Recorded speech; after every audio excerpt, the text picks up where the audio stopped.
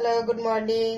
সবাইকে আমার পরিবারে স্বাগত। সবাই কেমন আছো? আশা করি সবাই ভালো এবং সুস্থ আছো। ভগবানের কৃপায় আমিও ভালো আছি। তো চলে এলাম নতুন আবার একটা ব্লগের সাথে। তো সকাল থেকে আজকে কি রান্না হবে সেটাই তোমাদের সাথে শেয়ার করবো। তো আপাতত দেখো রুটি বানাচ্ছি, আর হবে ছোলার ডাল। সকালবেলা ছোলার ডাল আর রুটি। তো দেখতে থাকো। তো আমার রুটি তরকারি হয়ে গেছে, খেতে বসে গেছি। ব্রেকফাস্ট দেখো, আর আমি খাচ্ছি আর মেয়ে খাচ্ছে। আর ছেলে তো এখনো ঘুমাচ্ছে, আর তোমাদের দাদাভাই কাজে চলে গেছে, তাই মেয়ে আর আমি খাচ্ছি। চলে এলাম দুপুরের রান্নাতে। আর রান্নায় কি কি আছে চলো দেখাই। এখানে আছে চিংড়ি মাছ, এখানে আছে কাতলা মাছের মাথা, বাঁধাকপি কুচনো আছে, এখানে আছে লাউ পাতা। লাউ পাতাটা বাটা হবে, আর চিংড়ি মাছটাও বাটা হবে। বাটাও বলো, অনেকে ভর্তা বলো। আর কাতলা মাছের মাথাটা দিয়ে বাঁধাকপি হবে। এখানে দেখো বাঁধাকপির আলু কেটে রেখেছি, মশলা কেটে রেখেছি। এবার মশলাটা বেটে নেব। তেল গরম করে শুকনো লঙ্কা একটু কালো জিরে ফোড়ন দিয়ে দিয়েছি। এবার দিয়ে দেবো পেঁয়াজ।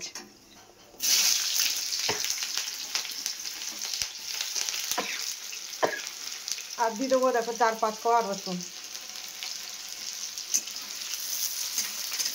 পেঁয়াজটা একটু লাল লাল হয়ে গেলে চিংড়ি মাছটা দিয়ে দেবো।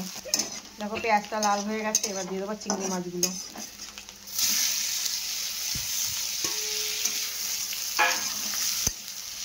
ভেজে লাল লাল করে তারপরে এটাকে ছুলে বাটবো। তো চিংড়ি মাছটা ভেজে নামিয়ে নিয়েছি, এই দেখো এরকম হয়েছে। এবার বসিয়ে দেবো লাউ পাতাটা। শুকনো লঙ্কা আর কালো জিরে ফোড়ন দিয়ে এবারে দিয়ে দেবো 4-5টা রসুন। তারপর দিয়ে দেবো এই লাউ পাতাটা। হেভি লাগে শীতের দিনে, দেখো তেলে দিতেও মায়া লাগে। তোমরা হয়তো ভাববে প্রতিদিনই পাতা বাটা এটা ওটা খায়, কিন্তু অ্যাকচুয়ালি এগুলো খেতেও ভালো লাগে। আর তেলে দেবো শীতের দিন, যাই দিয়ে করি না কেন সেটাতেই যেন একটা সুস্বাদু হয়। করেও দেখো তোমরা, একদম খেয়ে দেখো, ভালোই লাগবে। তাই আমরাও তেলে না দিয়ে, কারণ আমরা তো একদম মধ্যবিত্ত ঘরের মানুষ, আমরা তো আর খুব বড় লোক নয় যে তেলে দেবো। খুব মায়া লাগে এগুলো তেলটা, একদম শাকগুলো দেখো কচি কচি, ওই জন্য করে ফেলি।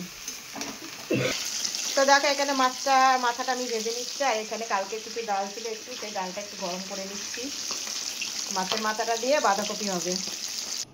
দেখো মাছের মাথাটা ভেজে তুলে নিয়েছে, ওই তেলে দিয়ে দেবো এবার গোটা জিরে, আর দিয়ে দেবো তেজপাতা।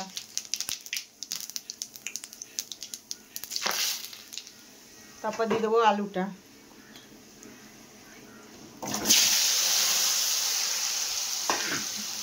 আলুটা লাল লাল করে ভেজে তারপরে দিয়ে দেবো মশলা, বাটা মশলাটা।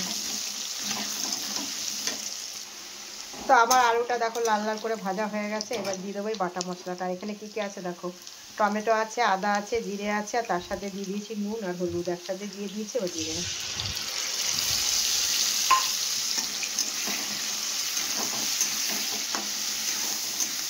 এবার বেশ খানিকক্ষণ কষাবো, যতক্ষণ না মশলা থেকে কাঁচা গন্ধটা চলে যায় ততক্ষণ কষাতে থাকবে। মশলাটা ভাজা ভাজা হয়ে গেছে, এই এখন দিয়ে দেবো মাছের মাথাটা। মাছের মাথাটা দিয়ে আবার কিছুক্ষণ নাড়াবো, তারপরে বাঁধাকপিটা তুলে দেবো।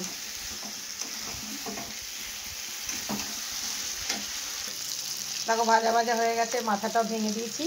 আর দিয়ে দেবো সামান্য একটু চিনি।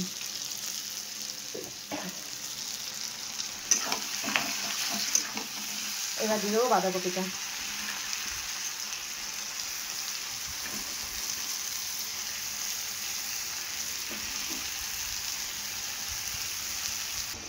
দেখো কত জল বেরিয়েছে বাঁধাকপিটা থেকে। তো আমার রান্না পুরো কমপ্লিট হয়ে গেছে। এবার ফাইনাল তোমাদের আরেকবার দেখিয়ে দিই কি কি রান্না করেছি। চলো ব্যাক ক্যামেরায় দেখিয়ে দিই। এটা হচ্ছে সেই চিংড়ি মাছের ভর্তা, আর এটা হচ্ছে লাউ পাতার ভর্তা। ভর্তা বলো বা বাটা বলো, যে যেটাই বলো, আমরা বাটা বলি। আর এটা হচ্ছে বাঁধাকপি, আর এই যে ডাল।